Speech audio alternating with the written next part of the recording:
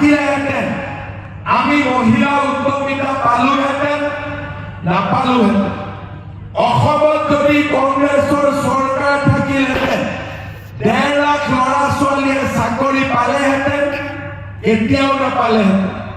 যদি অসমত কংগ্ৰেছৰ চৰকাৰ থাকিলেহেঁতেন 100 টকা চেনি দালি নিমখ পালোহেঁতেন নাপালোহেঁতেন।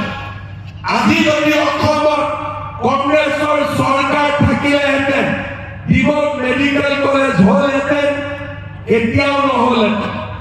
আজি যদি অসমত কংগ্ৰেছৰ চৰকাৰ থাকিলেহেঁতেন ডিব্ৰুগড় কেঞ্চাৰ হস্পিটেল হ'লহেঁতেন, এতিয়াও নহ'লহেঁতেন। আজি যদি অসমত কংগ্ৰেছৰ চৰকাৰ থাকিলেহেঁতেন চৰাইদেউ বিশ্ব ঐতিহ্য ক্ষেত্ৰ হ'লহেঁতেন নে, এতিয়াও নহ'লহেঁতেন। আজি যদি অসমত কংগ্ৰেছৰ চৰকাৰ থাকিলেহেঁতেন লাচিত বৰফুকনৰ সুবিশাল প্ৰতিমূৰ্তি হ'লহেঁতেন নে, এতিয়াও নহ'লহেঁতেন।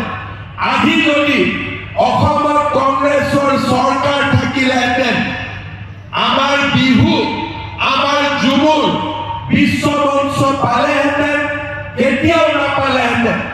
অসমত যদি কংগ্ৰেছৰ চৰকাৰ থাকিলেহেঁতেন কাজিৰঙাৰ ওপৰত এলিভেটেড কৰিডৰ হ'লহেঁতেন, এতিয়াও নহ'লহেঁতেন। শ্ৰদ্ধা ৰাইজ, আৰু দুমাহ পিছত আমি ইলেকশ্যনত ভোট দিব লাগিব। আপোনালোকে মনত ৰাখিব, এটা ভোট দিলে সূতা কম্বল আঁঠুৱা আমাৰ ঘৰলৈ আহিব, আৰু বিজেপিক ভোট দিলে ডেকা ল'ৰা ছোৱালীয়ে চাকৰি পাব, আমাৰ ল'ৰা ছোৱালীয়ে কলেজত পঢ়িব, আৰু আমি সকলোৱে লাখপতি বাইদেউ হ'ব পাৰিম। আজি সদায় আমাক পিছ পেলাই থাকি আজি আমাৰ পৰিৱৰ্তন হৈছে।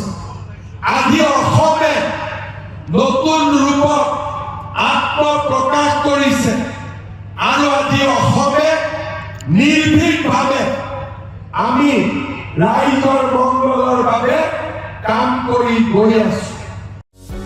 যিকোনো খবৰৰ বাবে যোগাযোগ কৰক আমাৰ এই নম্বৰত 9181 307 221।